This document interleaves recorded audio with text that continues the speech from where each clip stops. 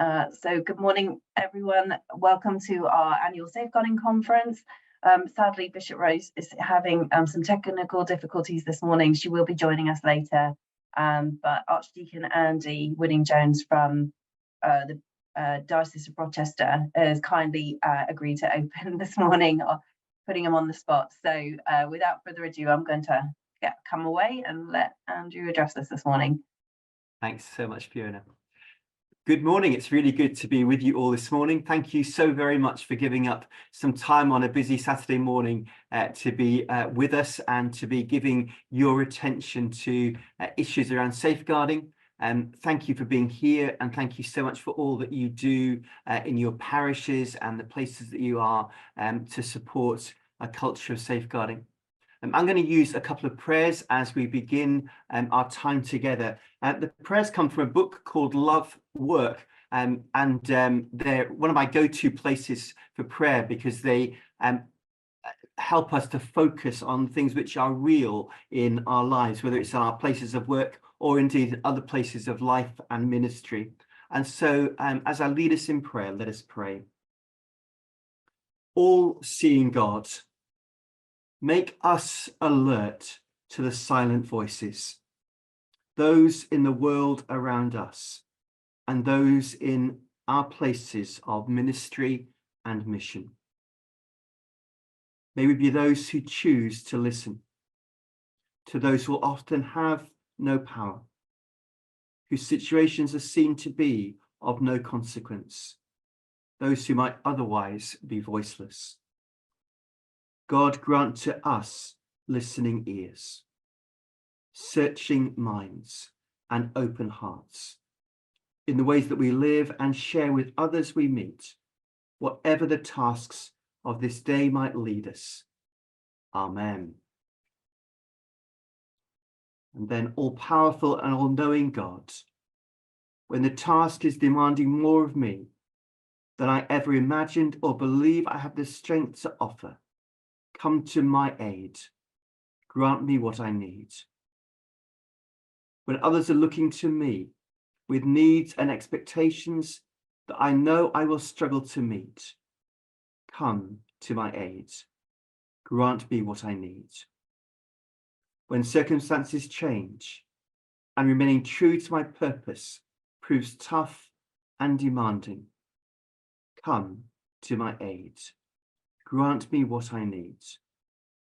When opposition confronts me and the pressure is on to deviate from what I know to be right, come to my aid. Grant me what I need. When honesty is costly and the truth of my words will not be appreciated or welcome, come to my aid. Grant what I need. When the task becomes wearisome through the monotony of unrelenting routines and repeated frustrations, come to my aid, grant what I need. Father God, when my resolve and determination are stretched to their limit, come to my aid, grant what I need. In Jesus' name, amen. May God bless you, may God encourage you, and may God resource you as we gather this morning. Thank you.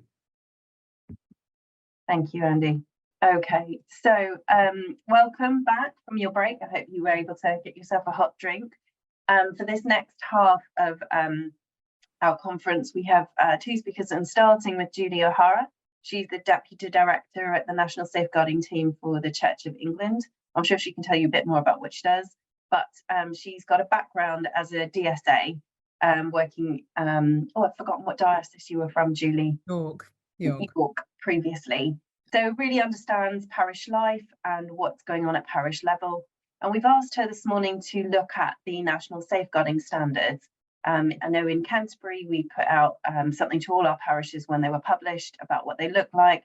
I've made the tools available, and we had a focus earlier on in January about them. But Julie's just going to go a bit more in depth about them and then talk about how those will link into the audits that are going to take place over the next 5 years between all cathedrals and dioceses. So without further ado, I'm going to unspotlight myself, Julie, and I will start to share my screen.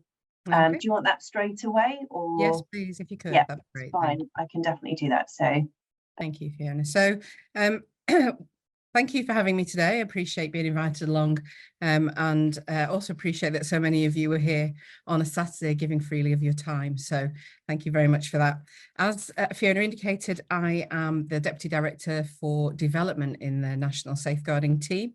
My role within the national team is overseeing the team that develop policy and procedure, learning and development, and we also have a research and evaluation team within the development side as well.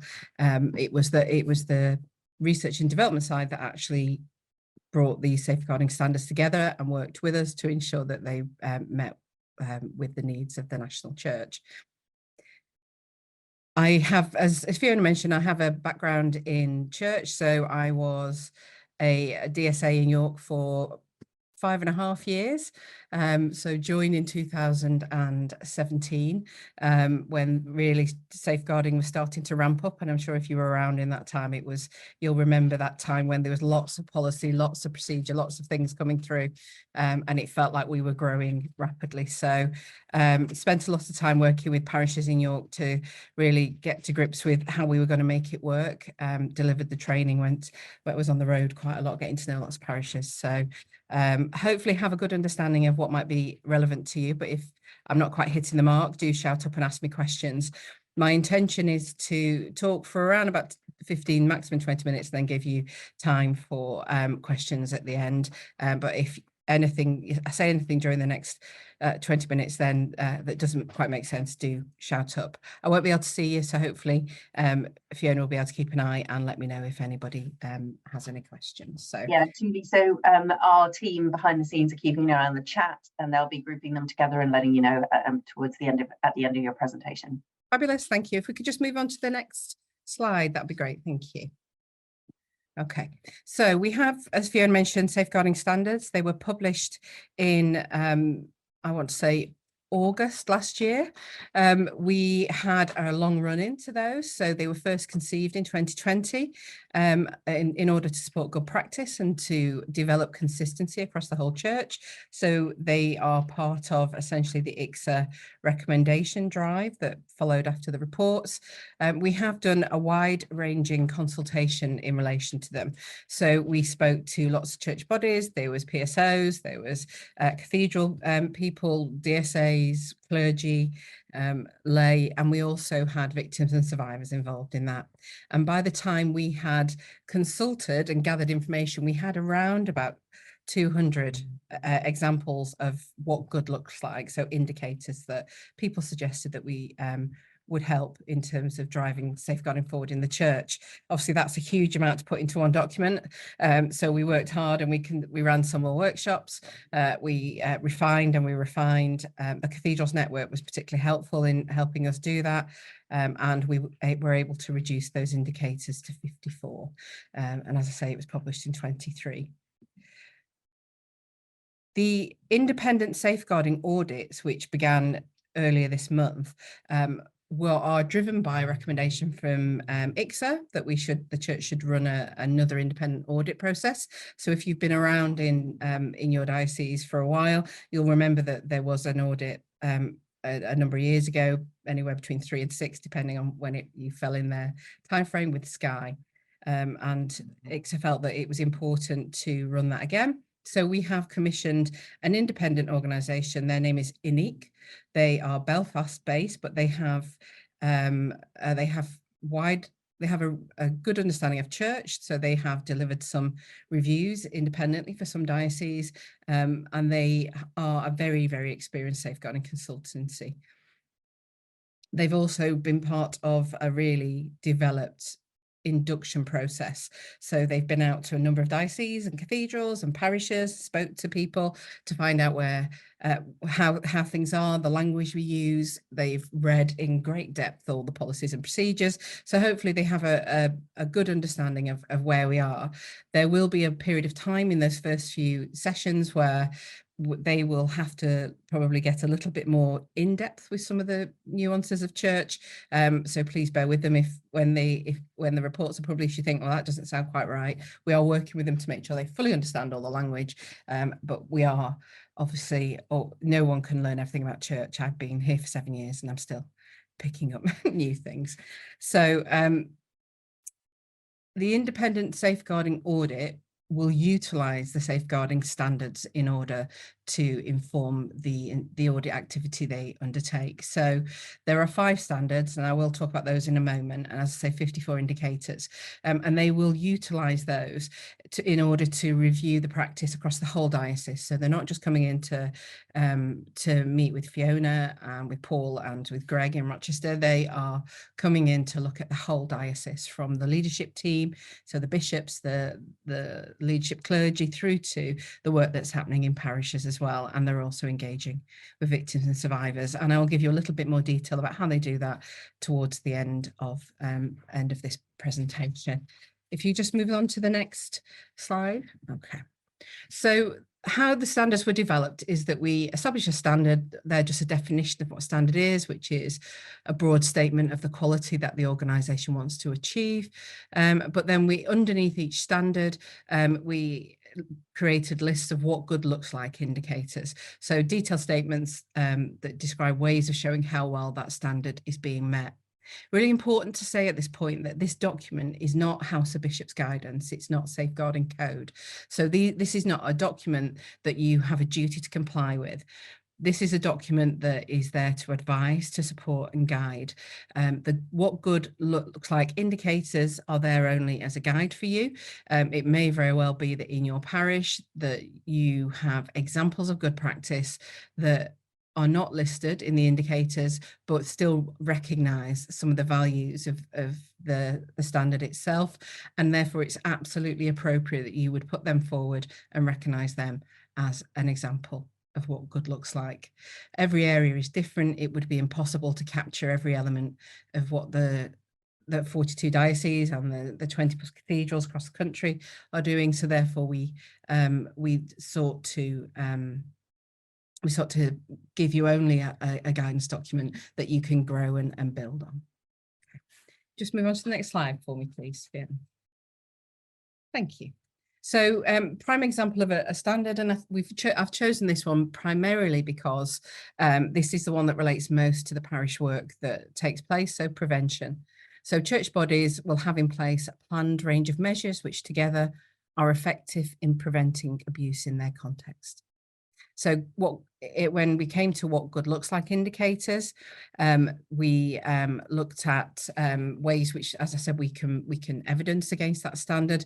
And in particular, in relation to prevention, we identified 11 ways in which you could demonstrate the prevention standard, but mainly around recruitment, so safer recruitment, around your messaging. So do you have safeguarding on your website and a place where people can come forward and make disclosure or share concerns? Do you have that in your parish buildings? Do you have safeguarding in your newsletters? Would people, if they came into your church to worship and felt they needed to speak to somebody, if they looked around, would they know who to go to? And by the messaging on the walls, would they know that safeguarding was taken seriously and this is a safe place for them to come forward? There's also focus around the activities we undertake and having a good understanding of what risks may be associated with that, and that you're considering some of the guidance around that, and that's included in the indicators, but also around your building layout and knowing where your risk areas are and protecting people from harm.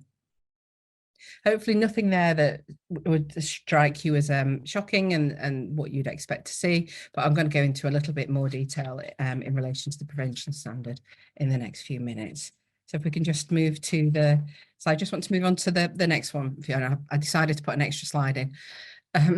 So these are the 5 areas. I toyed with putting one on each page because then they would be far clearer, but then I thought if I covered all 5, I would be here probably for half an hour just going through them.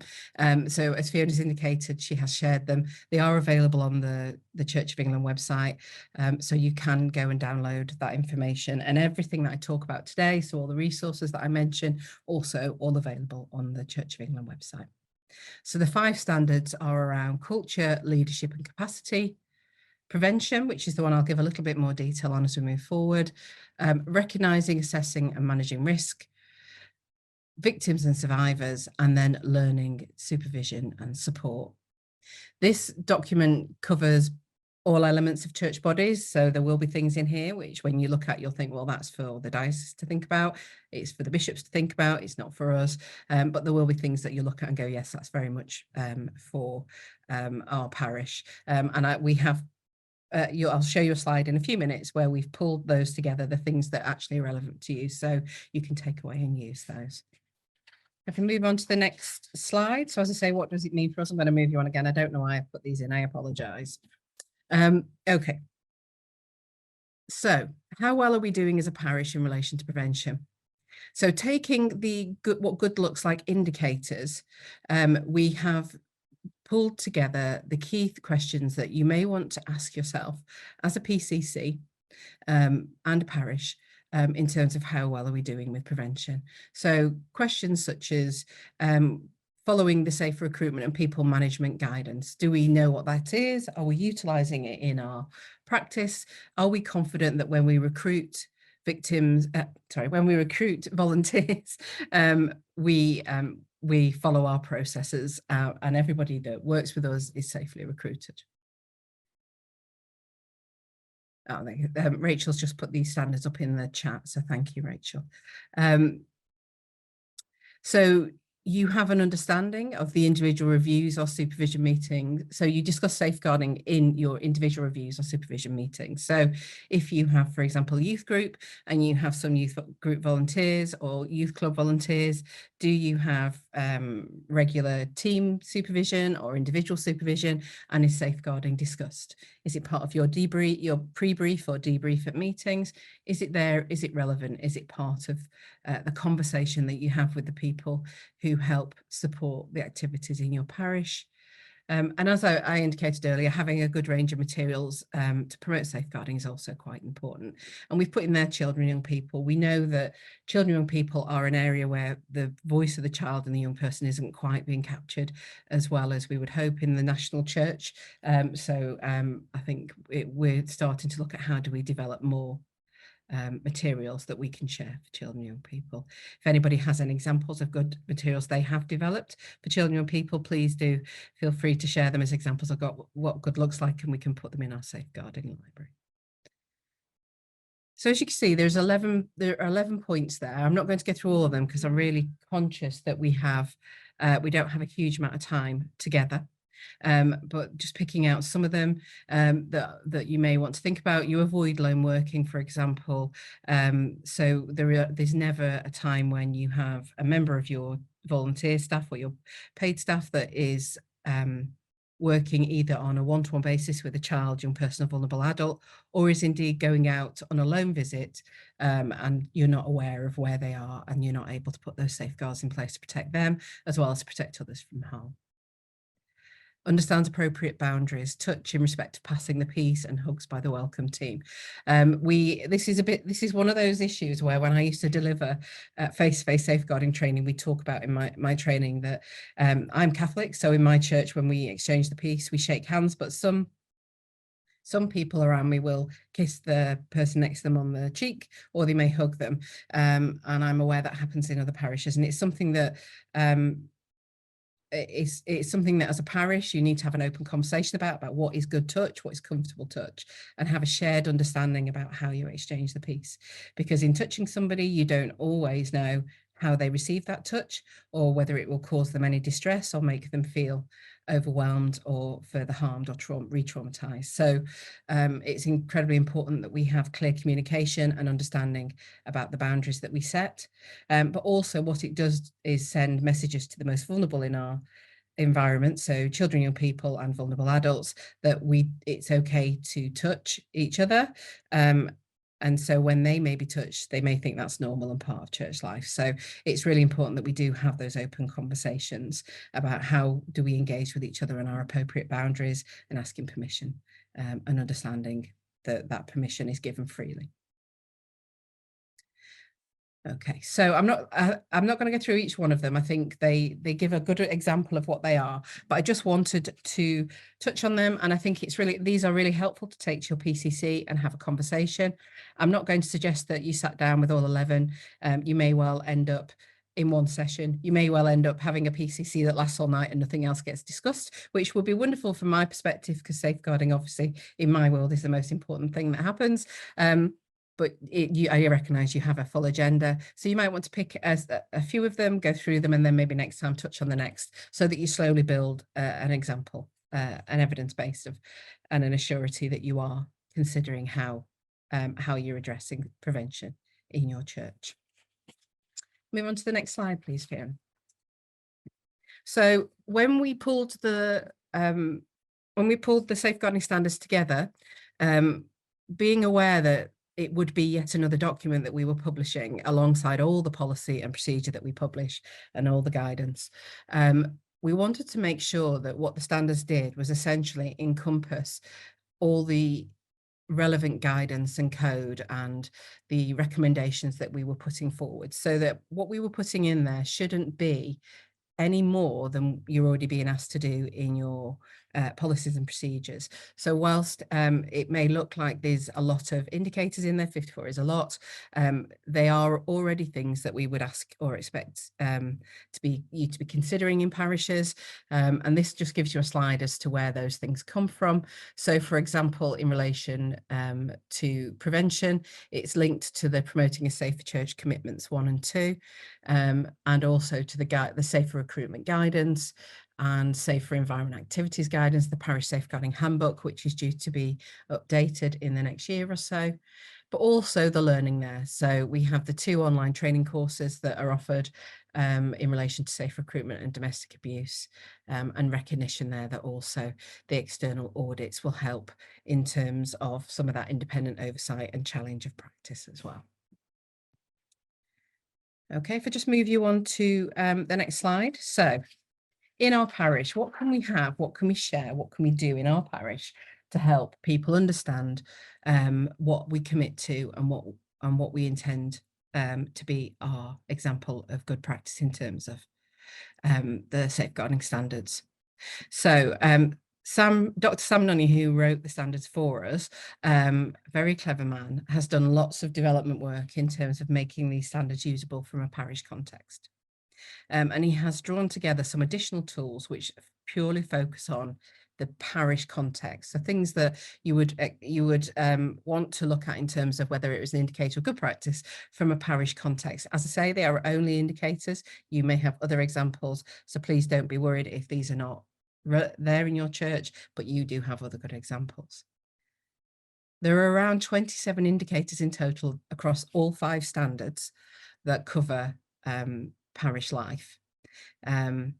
So what Sam has done when he's created these posters that you'll see on the next couple of slides is change the indicators to a sentence which starts with our parish. So these are commitments that the parish makes in terms of meeting the standards. So that's a work in progress. But it's a helpful way to start thinking about the things that you're doing. As I say, you may have other examples you want to utilise. The tools can be moved around and amended for your benefit. So if I move us on to the first slide. So we've taken the 5. So we've essentially said our parish fosters and promotes a safe and healthy culture, engages with and promotes welfare, and voice of children, vulnerable adults, victims and survivors of abuse. And then we've gone through that with each of them. So as I say, Sam has pulled out the 27 indicators which would be relevant to a parish. And what that does on one page is show what that commitment is.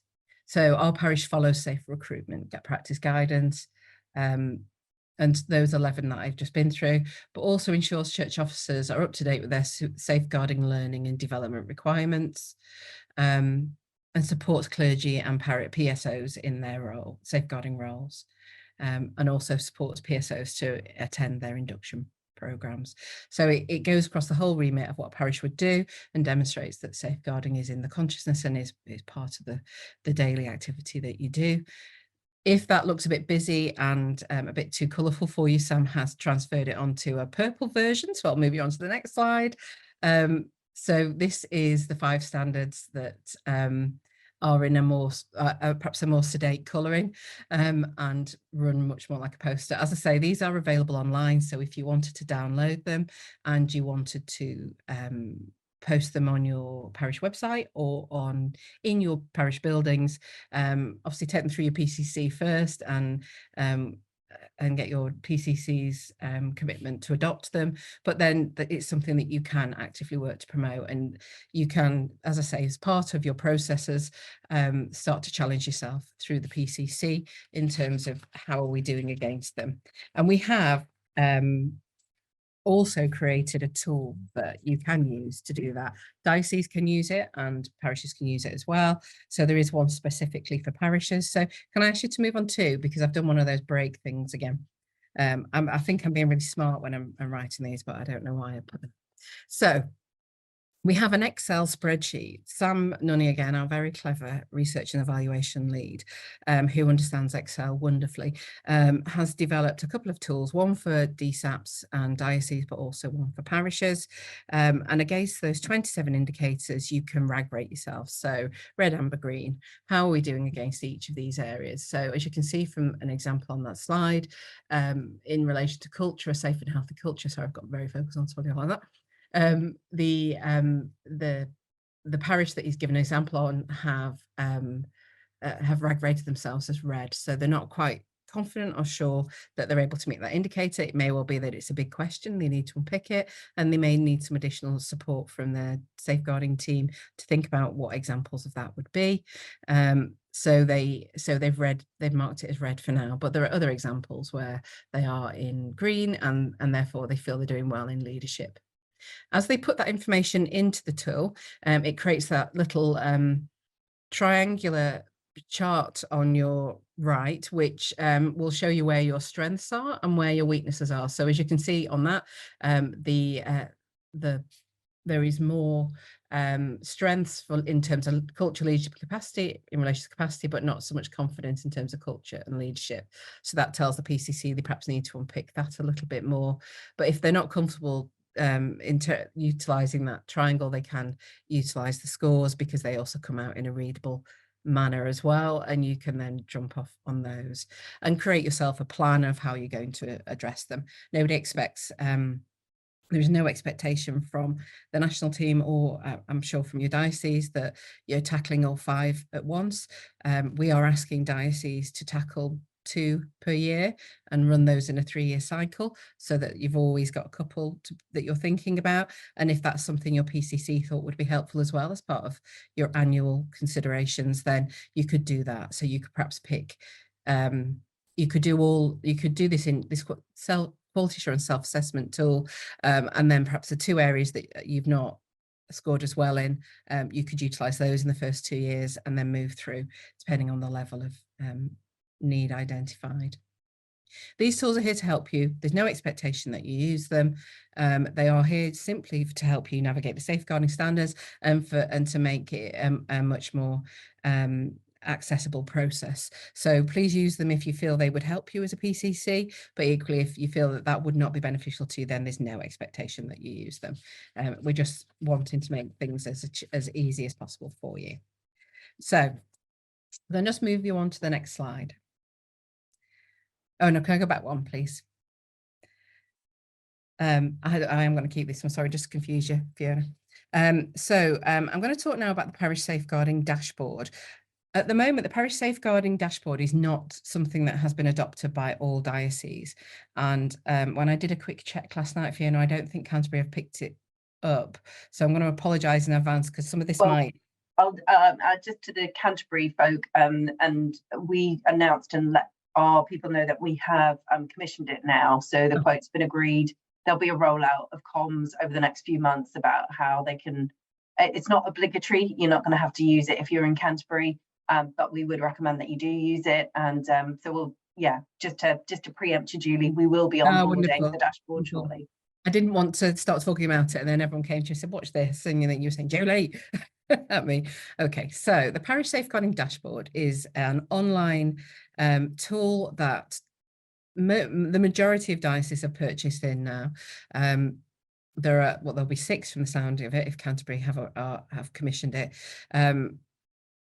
It is a very easy and usable tool which essentially covers all elements of safeguarding requirements for a parish. So it takes some of the key things that are in the Parish Safeguarding Handbook and it pulls them all down into one tool, and you can essentially click on and say, yes, we have a safeguarding policy, so I'm going to mark that as green, and we did it on this day, we ratified it on this date. Yes, we have completed, all the PCC have completed the level of safeguarding training they need, so I can mark that as green, or no, they haven't, and then that'll flag up as a colour, and then the PCC will know that some elements of House of Bishops practice guidance or safeguarding code, depending on the guidance, you're not compliant with, and therefore you've got some things that you need to discuss at your PCC. It's a really easy way for your parish to be able to identify the areas where they still have some work to do. And it's really quick and quite straightforward to use. I rolled it out in York, and we were a late adopter. I didn't take it on until just before I left. But what we found, and like Canterbury, we didn't make it mandatory. It was there as a support. And we ran some learning and development events around that. The safeguarding dashboard people supported us with, and people found it really easy to use, and actually we got a lot of people using it quite quickly. What it does is updates as well. So if the church produces, or my team produces policy that supersedes something that you're working on, it will automatically update on the dashboard as well. So you will be notified that there's a change and that you need to be aware of that change. There's drop down boxes and it explains to you what that difference is. The church will, the National Church has up until now not been involved in that, so the NSC hasn't been involved in that. It's an independent company. We're not, we wouldn't want to promote that somebody has to spend money, so it's not been something that we've recommended as good practice, but it's not been something that the church has advised should be bought. What we have done though, following on from the safeguarding standards, is going to partnership with the safeguarding dashboard people, and that's in order that we can incorporate the safeguarding standards into the dashboard. So we have commissioned them to initially start with the prevention standard, so to create some questions and some information that will slot into the dashboard, which parishes can then answer, which you'll be able to evidence in relation to the standards. So it will give a centralized record, but what it'll also do is allow Fiona and Paul and Greg, sorry, to pull that information out, and they can say across the diocese we've got 75% of all parishes who are working at green on the prevention standard. So it gives lots of information for people to be able to utilise. I'll answer that question at the end, Sandra. So in relation to the difference between the dashboard, if that's okay. I'll move you on to the I'll move you on to this slide. Yes, so as I say, sorry Fiona, I'm confusing myself this morning. It's Saturday, there's already been football practice, I apologise. So as I say, we've got into a creative partnership with the dashboard. Much of the data already collected on the dashboard highlights how well the standards are being met. So you'll find that a lot of the information on the dashboard will already meet some of those standards, so it's not going to create a huge amount of extra work. But we are intending to gradually implement them. So as I say, the first one is the prevention. If you want to just move on to the next slide. So we have mocked up an example here of the 5 areas. So we have prevention coming in hopefully in the early part of this year, and then we will move on to the next area, and hopefully over the next 2 or 3 years we'll have all the standards on there as we develop them. We just need to work with the service to make sure it is usable. So we have a user group and we're starting some consultation on that. They're meeting next week to look at the first form of the prevention standard and to give us some advice as to whether they think it's usable or not. And then we'll be rolling that out with those parishes that already have bought it. Obviously, it sounds like it'll come embedded in yours when it comes, Fiona. So that's great. So it will just be, you'll never know any different in Canterbury if you pick it up. It will just be there. It shouldn't create a huge amount of extra work, as I say. It should run alongside the other work you're doing, but it will give you a central place to be able to store some of that evidence. So we have on the next page another example of what it will look like. So giving a little bit more detail there in terms of the prevention, we've got recruitment. So for example, the PCC must safely recruit a parish safeguarding officer. 81% of all parishes in this mock-up diocese have safely recruited a PSO. The PCC must review its policy in relation to ex-offenders. 47% of parishes have. So this is what it would look like centrally, but you would get an individualised one that would tell you whether you were at green, as in fully met, amber, you were halfway there. And sometimes that can be the difference between you've said yes, you've got it, but you've not put the date in accurately. So it can be really simple. And red, where maybe, for example, you've not got everybody quite yet signed up to doing the online training, and so there's still a gap that you're working on. And we've got examples there in terms of messaging as well. So we've got the examples of having a notice board in the parish website as well. So as you can see, you'll get a visual, as will the diocese. What it will do, the diocese do see your parish safeguarding dashboard. It may be that by them looking at your dashboard, they may contact you to offer you some additional support. So it gives you that two-way conversation. Okay, if we can just move on to the next slide. I think I might have put that in. Right, okay, so we are, I've touched briefly on the independent audit. So as I've indicated, ANIC are coming in to do those for us. They will be utilising the standards as I've talked about in those 5 areas that we've looked at today to underpin the audits. For those dioceses that are undertaking that now, there is recognition that the standards are quite new and therefore they're not as embedded, and that's being factored into the audits that are being undertaken and the assessments that are being made. But for yourselves, Canterbury there, I think you start on the 2nd of November and Rochester the 5th of July. I'm hoping I've got those dates right. You've got a good run in, so ANIC will be looking a little bit more closely at how well embedded those safeguarding standards are and how you're able to evidence against them. So as I've indicated earlier, they're looking at how well safeguarding is working across the whole diocese and cathedral. They want to speak to lots of people, so there will be an opportunity for you to share your views. There'll be an online survey. So when you get your information pack, which is about 4 months before the audit starts, they will send a link to your DSAs, which will be shared across all parishes, inviting you to complete the online survey, and you can log on to that. And they then analyse that information.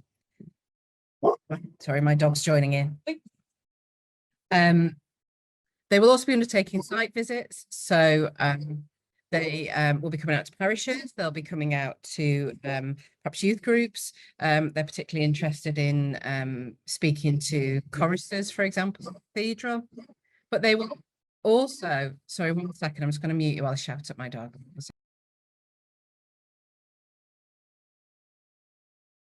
Sorry, joys of working from home on Saturday.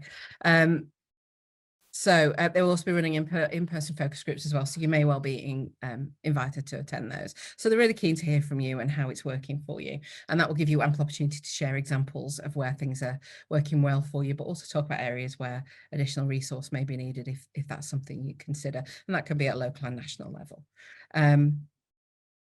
As I've indicated, they will be looking at how well the safeguarding standards are embedded in your parish and how well you understand them as well. So some of those tools that we've looked at in here, I would encourage you to I would encourage you to have a look at those online and take them to your PCCs and have a conversation about them and talk about how you can perhaps embed them in your local practice.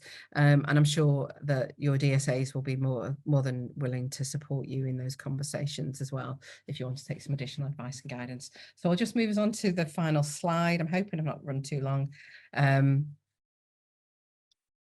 So the question is really for you. Is there anything here that's causing you anxiety? And is there anything you'd like us to develop regarding the standards that would make your lives a little bit easier? So questions really, opportunity for you to ask any questions you may have.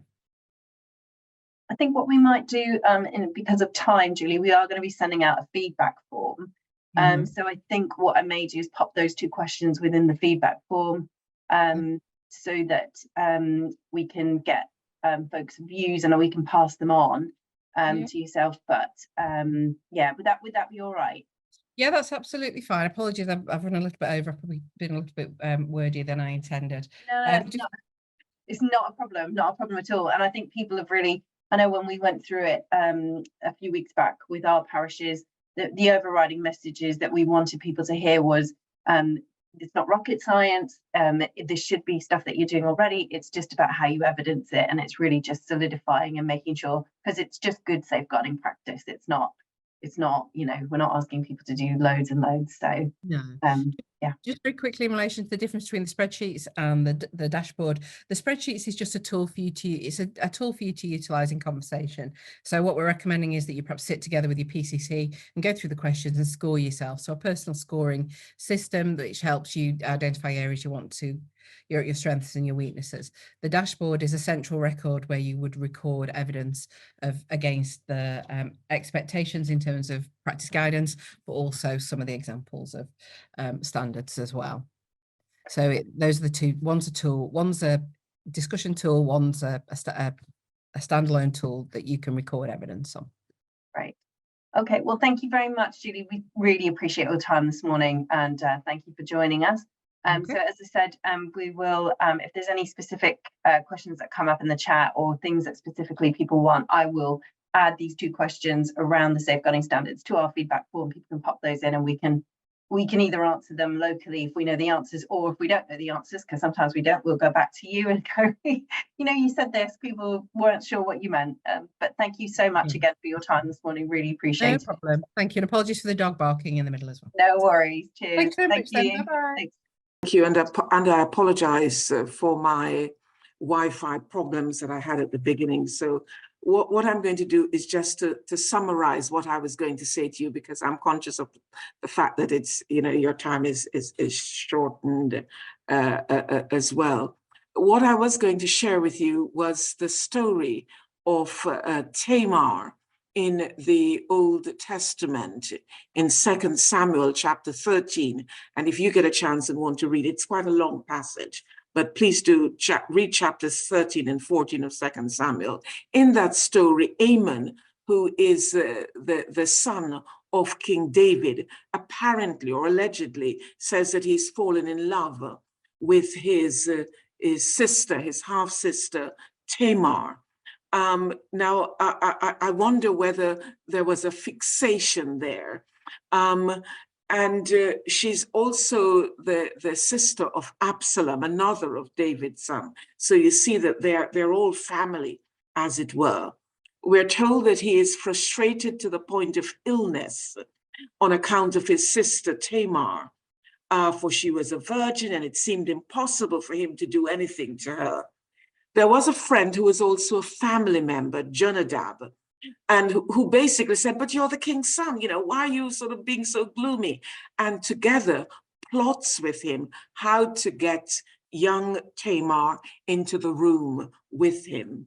He eventually rapes her when she is there. He overpowers her and then he sends her away. Absalom, his brother, is upset about it, but tells his sister, look, you know, he's your brother, just stay silent about it, don't speak about it.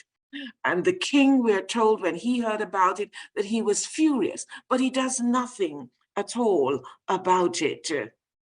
And so what we see is that King David neglects to deliver justice. And if you read the passage, you will find out that a couple of years later, Absalom, her brother, implements his own justice by killing Ammon. And ultimately what this brings is a destruction of the family. The nation is also implicated in this destruction, and later the kingdom itself is divided. So what I want to just quickly say is, you notice in this that there is a pattern of behavior not dissimilar to what our earlier speakers spoke about in relation to stalking. The fixation, the obsession, the unwanted attention, and that behavior pattern that was there for young Tamar. What should our role be as friends and family of the perpetrators of stalking? Do we notice the change in their behavior as Jonadab did? Do we encourage them to talk, or indeed refer them on when we see that it is more than we can just offer a bit of advice to them, whether it be to the police or to some other professional body, etc.? Do we silence the victims as Absalom did? And are we like the king, angry about what we know, what we have heard, or perhaps even what we have seen, but do nothing? And again, one of our earlier speakers talked about recognizing, responding, referring, and recording. So today has been a full day, some really deep and challenging stuff we have heard, and in particular also from the person, our last speaker. But the important thing is, what do we do in those situations? Because it impacts not only the individual victim or the families, but it is wider. It is the community. It is the world in which we live in. And I want to say our silence can be a great big collusion. Let's not collude. Let's pray. If we just talk of thoughts and prayers and don't live out a faith that dares, and don't talk on the ways of death, our thoughts and prayers are fleeting breath. If we just dream of what could be and do not build community, and do not seek to change our ways, our dreams of change are false displays. If we just sing of doing good and don't walk through our neighborhood to learn its hope, to ease its pain, our talk of good is simply vain. God, may our prayers and dreams and songs lead to a faith that takes on wrongs, that works for peace and justice too. Then will our prayers bring joy to you. May the Lord bless, guide, and keep us, and fill us with courage for that which we undertake. Amen. Thank you, Bishop Rose. I am going to... Well, thank you all for coming again this year. 2 minutes over time. Thank you to our speakers for curtailing their presentations, and for anybody who's participated, particularly to the protection against stalking at the beginning, Julie in the middle, and Liam at the end. We will be sending out follow-up email with links to websites, with a feedback form. We'd really appreciate your feedback on the conference, and the video of the conference will be made available in due course, and that will go out through your normal comms as opposed to a direct email. If you know colleagues or people who've missed today's conference for whatever reason, just let them know that it will be available on the website eventually. So without further ado, we're just going to say goodbye. Thank you very much for being here today. And hopefully we shall see you next year. Our date will come out sometime early autumn. We'll start sending out some save the dates, but it will be in January again, because that seems a good month to be huddled up indoors as opposed to trying to be outside. Have a good day, everybody. Thank you.